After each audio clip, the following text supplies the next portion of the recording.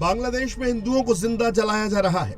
बांग्लादेश है, अभी रात का वक्त है, दीपू चादर जैसे हमें भी खत्म कर देंगे। आप खुद देख सकते हो क्या हो रहा है। इस वीडियो को ज़्यादा से ज़्यादा शेयर करना ताकि कोई हमें बचा सके। समझ नहीं आ रहा, सब कुछ अचानक बिगड़ गया। बांग्लादेश में हिंदुओं को मारा काटा जा रहा है।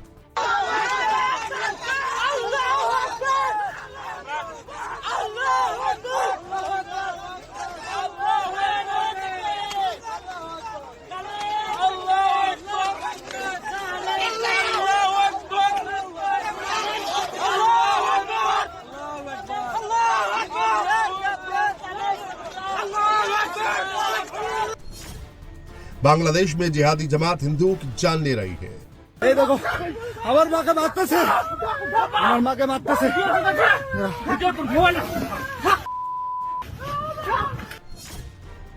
बांग्लादेश में जिहादियों की जमात का कहर टूट रहा है।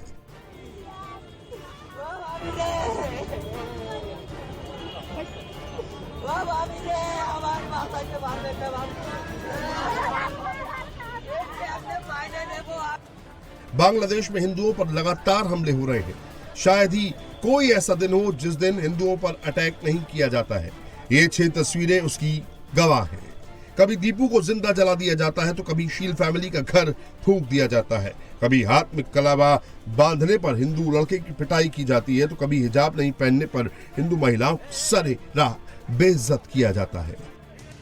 और अब 29 साल के अमृत उर्फ सम्राट मंडल को जिहादियों ने पीट पीट कर मार डाला। जिहादियों की जमात सम्राट मंडल को तब तक पीटती रही जब तक कि उसकी मौत नहीं हो गई। जिहाद के नाम पर एक हिंदू मां से उसका बेटा छीन लिया गया। जिहादी अल्लाह अकबर के नारे लगाते रहे। सम्राट मंडल के मर्डर ने एक बार फिर साबित कर दिया है कि यूनुस सरकार ने जमातियों को फ्री हैंड दे रखा है।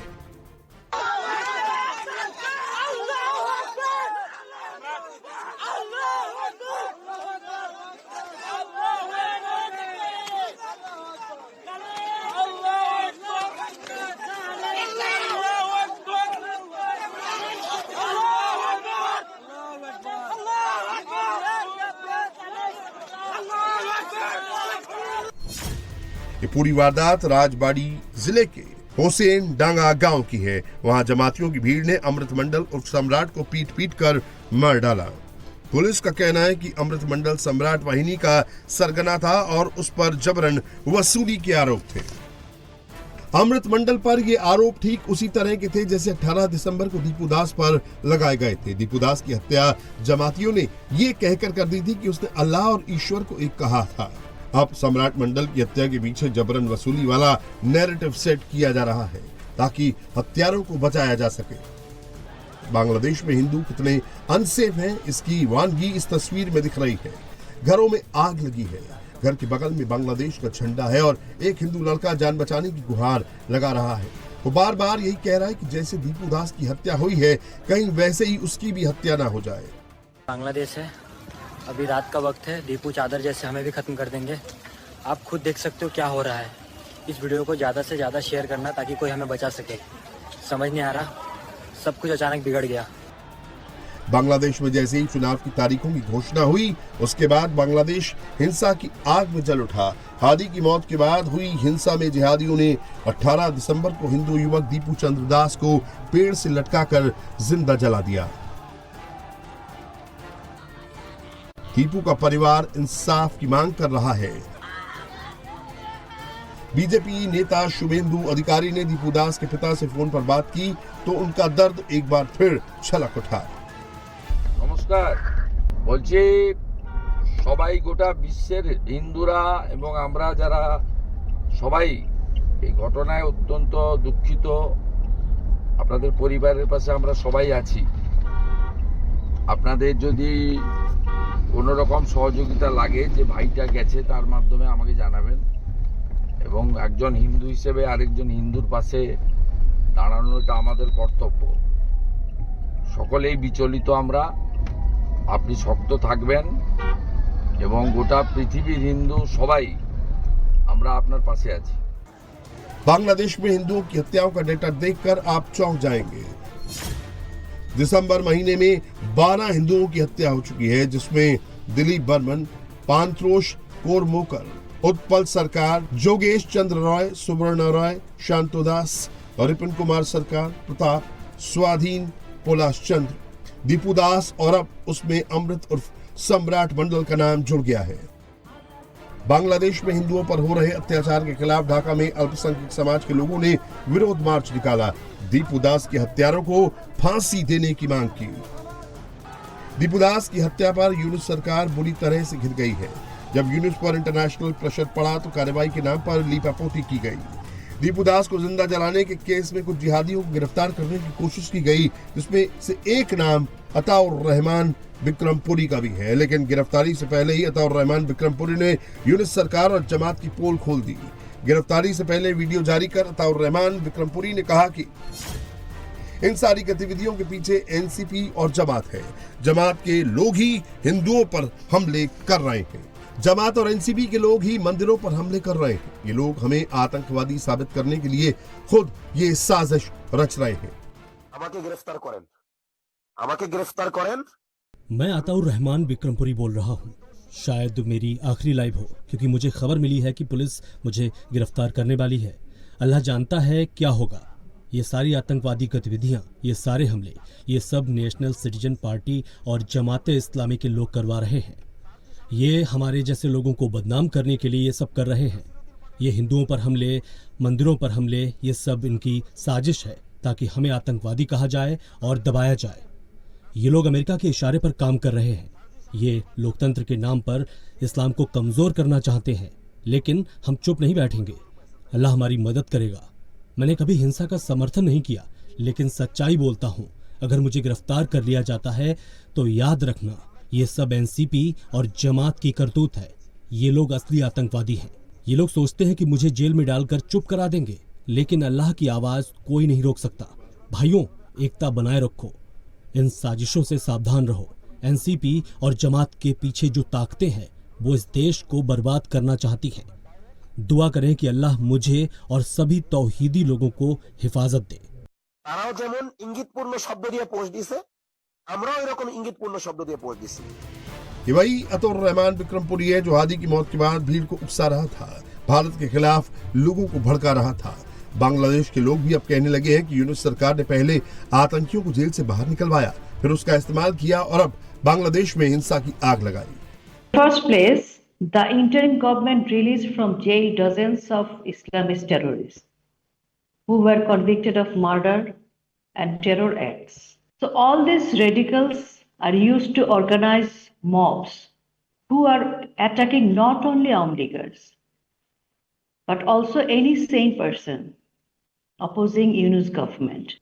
Hadith incidents is almost, it's my opinion that all are created by Muhammad Yunus mob groups, Islamic terrorists, and NCP, AD party, and also Inqilab Moncho. It's absolutely created by Muhammad Yunus. It's not accidental incident. Bangladesh में हिंदुओं पर हो रहे हमले के पीछे 17 साल बाद खालिया जिया के बेटे तारिक रहमान वापस बांग्लादेश लौट आए हैं। तारिक रहमान को बांग्लादेश के अगले प्रधानमंत्री का प्रमुख दावेदार माना जा रहा है। हिंदुओं पर हो रहे हमलों पर उन्होंने कहा कि बांग्लादेश जितना मुसलमानों का है उतना ही हिंदुओं का भी है। मुसलमान, बौद्ध, क्रिश्चियन, हिंदू सह विभिन्न इस देश में मुसलमान, बौद्ध, क्रिश्चियन, हिंदू सभी धर्मों के लोग रहते हैं। ये देश सबका है, मैदान में रहने वालों का भी और पहाड़ी इलाकों में रहने वालों का भी। हम सबको एकजुट होकर एक ऐसे बांग्लादेश का निर्माण करना है जिसका सपना हमारे पूर्वजों ने देखा था। मतलब ये कि हमें डर और भय से मुक्त बांग्लादेश का निर्माण करना होगा। हमको देश में शांति चाहिए, हमको अपने देश में शांति चाहिए। प्रिय भाइयों और बहनों, मार्टिन लूथर किंग, आप सबने नाम तो सुना होगा उनका। मार्टिन लूथर किंग का नाम सुना है ना? मार्टिन लूथर किंग का एक बयान बहुत मशहूर है, आई हैव अ ड्रीम। आज बांग्लादेश की माटी की कसम खाकर मैं आपके सामने एक बात कहना चाहता हूं। बांग्लादेश नेशनलिस्ट पार्टी के सभी सदस्यों के सामने ये कहना चाहता हूं, आई हैव ए प्लान। ये योजना मेरे देश के लोगों के लिए, मेरे देश के लिए है। आज मैं अपनी ये योजना सबके सामने पेश कर रहा हूं। इस योजना का मकसद देश की जनता का विकास करना है। अगर देश की जनता की किस्मत बदलनी है तो इस परिकल्पना को साकार करना जरूरी है। প্ল্যান সেই কার্যক্রম সেই পরিকল্পনাকে বাস্তবায়ন করতে হয়। 17 साल बाद तारिक रहमान की वापसी से बांग्लादेश की सियासत अब 3 धड़ों में बढ़ चुकी है। एक और नाहिद इस्लाम की एनसीपी है, दूसरी ओर जिहादी जमात की टोली है जिसके पलड़े में यूनुस बैठा है, और तीसरा सबसे स्ट्रॉन्ग धड़ा कट्टरपंथी बीएनपी यानी बांग्लादेश नेशनल पार्टी का है। तारिक रहमान की मौजूदगी के बाद लोगों की टेंशन बहुत ज्यादा बढ़ गई है, क्योंकि ढाका में अब 2 कट्टरपंथियों की टक्कर होने वाली है। दोनों का खूनी इतिहास सबसे ज्यादा हिंदुओं को डरा रहा है। जमात इस्लामी वो पार्टी है जिसने 1971 में बांग्लादेश की आजादी का विरोध किया, पाक फौज को सपोर्ट किया। जमात के राजाकारों पर 3 लाख से ज्यादा बांग्लादेशियों के कत्ल का आरोप है। हसीना के तख्ता पलट के बाद हिंदुओं के नरसंहार का आरोप भी जमात पर ही लगता है। बीएनपी भी कुछ कम नहीं है। ये वो पार्टी है जिसके नेता जियाउर रहमान ने फौज के जरिए बांग्लादेश में पहला तख्ता पलट किया, शेख मुजीब समेत उसके परिवार को मौत के घाट उतारा था। हिंदुओं के नरसंहार में इसका रोल भी कम नहीं है। बीएनपी की गिनती भी पाकिस्तान समर्थकों में ही होती है। बांग्लादेश की सत्ता के लिए अब 2 कट्टरपंथी भिड़ने जा रहे हैं, इसीलिए आगे ढाका में कुछ भी हो सकता है। आग लग सकती है, खून बह सकता है, लाशें बिछ सकती हैं। यूनुस को चुनाव से पहले भागना भी पड़ सकता है, क्योंकि जमात के शफीकुर रहमान की नजर इस वक्त ढाका के प्रधानमंत्री की कुर्सी पर है। वो नहीं चाहता कि चुनाव हो, क्योंकि उसे चुनाव में हार का डर सता रहा है। मोहम्मद यूनुस की नजर इस वक्त ढाका की कुर्सी पर है। वो भी नहीं चाहता कि फरवरी में चुनाव हो, क्योंकि चुनाव होते ही उसे ढाका से फ्लाइट पकड़नी होगी। नाहिद इस्लाम की पार्टी एनसीपी को नवंबर में ही मान्यता मिली है। चुनाव की तैयारी पूरी नहीं है, न ही पार्टी के पास पूरे बांग्लादेश में कैडर है। ফ্যাসিবাদী শক্তি এবং তাদের দোসররা দেশে এবং বিদেশে সক্রিয়, তারা চেষ্টা করবে বাংলাদেশের গণতান্ত্রিক উত্তরণকে যেন কণ্ঠকাঠিন্য করতে পারে, বাধাগ্রস্ত করতে পারে, পারতপক্ষের নির্বাচনকে বানচাল করতে পারে। অবশ্যই সেটা দুঃস্বপ্ন, আপনারা সেটা সামনে দেখতে পাবেন। যারা এই সমস্ত অগণতান্ত্রিক প্রক্রিয়ায় সন্ত্রাসী কায়দায় বাংলাদেশের গণতান্ত্রিক অগ্রযাত্রাকে বাধাগ্রস্ত করতে চাইবে, তাদেরকে আমরা সম্মিলিতভাবে সকলকে নিয়ে প্রতিহত করব इंशाअल्लाह। जमात को लग रहा था कि नरसंहार और दंगों से तारिक रहमान डर जाएगा, ढाका नहीं आएगा और चुनावी मैदान में सबसे बड़ा प्लेयर वो ही रहेगा, लेकिन अब ऐसा होने वाला नहीं है। तारिक रहमान मैदान में उतर चुका है, उसकी कट्टरपंथी टोली भी सड़क पर निकल चुकी है। अब ढाका में सबसे बड़ा दंगल होगा। আপনাদের সকলের সামনে আমি বলতে চাই, আই হ্যাভ এ প্ল্যান। আমরা দেশে শান্তি চাই, আমরা দেশে শান্তি চাই, আমরা দেশে শান্তি চাই। মার্টিন লুথার কিং নাম শুনেছেন না আপনারা?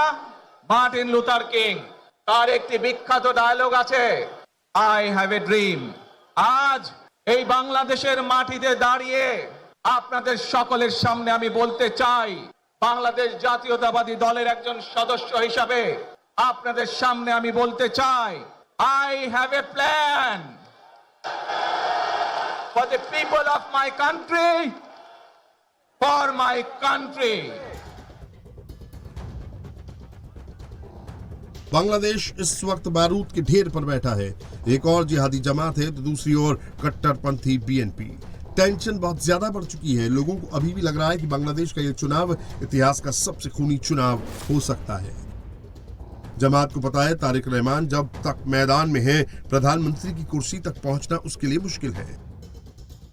नाहिद इस्लाम को भी पता है कि बीएनपी की दमदार मौजूदगी उसे सत्ता से दूर कर देगी, लेकिन दोनों इतनी आसानी से तारिक रहमान के लिए मैदान खाली कर देंगे, ये भी संभव नहीं है। जिहादी जमात बीएनपी को रोकने के लिए पूरी ताकत लगा देगी।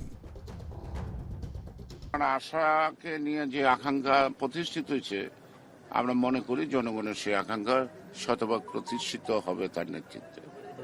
গণতন্ত্র ফিরবে, গণতন্ত্র ফিরাতে হবে, ষড়যন্ত্র হটাতে হবে। যে কোনো মূল্যে আমাদেরকে নিশ্চিত করতে হবে যাতে মানুষ নিরাপদ থাকতে পারে। আবারও আপনাদের কাছে কৃতজ্ঞতা প্রকাশ করছি আজকে আমাকে এইভাবে বরণ করে নেওয়ার জন্য। আমরা যে শ্রেণীর মানুষ হই, আমরা যে দলেরই রাজনৈতিক দলের সদস্য হই অথবা একজন নির্দলীয় ব্যক্তি হই, আমাদেরকে নিশ্চিত করতে হবে যে কোনো মূল্যে আমরা আমাদের এই দেশের শান্তি শৃঙ্খলাকে ধরে রাখতে হবে। যে কোনো মূল্যে যে কোনো বিশৃঙ্খলাকে পরিত্যাগ করতে হবে। যে কোনো মূল্যে আমাদেরকে নিশ্চিত করতে হবে যাতে মানুষ নিরাপদ থাকতে পারে। ढाका में आते ही तारिक रहमान शांति की बात कर रहा है, हसीना के खिलाफ बोल रहा है, जिहादी जमात को टारगेट कर रहा है। वो खुद कुछ कम नहीं है।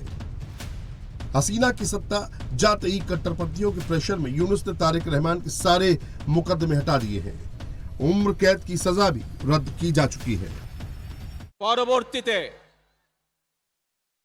90 স্বৈরাচারের বিরুদ্ধে এদেশের জনগণ, এদেশের খেটে খাওয়া মানুষ তাদের গণতান্ত্রিক অধিকারকে ছিনিয়ে এনেছিল, কিন্তু তারপরেও ষড়যন্ত্রকারীদের ষড়যন্ত্র থেমে থাকেনি।